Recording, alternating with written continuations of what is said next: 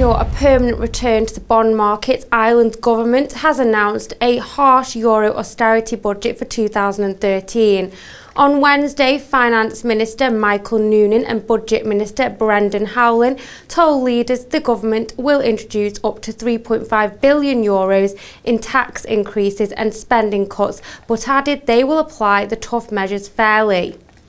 Since late 2010, Ireland has been excluded from the bond market and was forced to seek €67.5 billion in loans from the European Union and the International Monetary Fund. The last allocation of these loans will be issued in late 2013.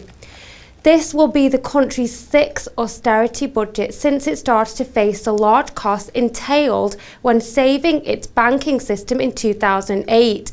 Analysts say the government is left with no easy choices, and each harsh budget programme threatens to start a political and civil backlash against austerity and the bailout programme.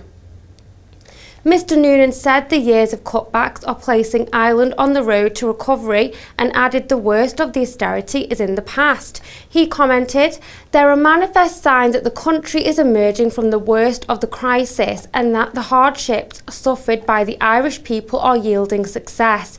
We must go back to the markets at sustainable interest rates."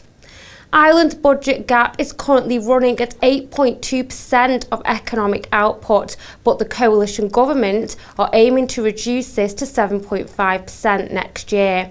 It also plans to cut the deficit to 5.1% of output in 2014 and 2.9% in 2015, keeping to the agreement set by the EU and IMF.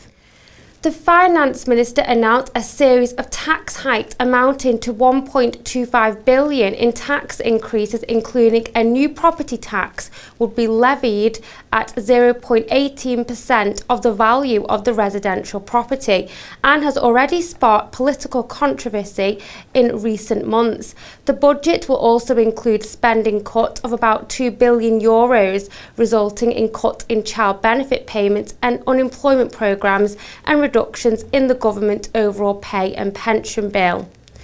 Analysts say Ireland's 2013 budget will be essential for the government's plans to regain full access to the bond market. Mr Noonan reinforced the government's need to be able to borrow large sums in the bond markets in 2014, but also at low interest rates to make borrowing affordable over the longer term.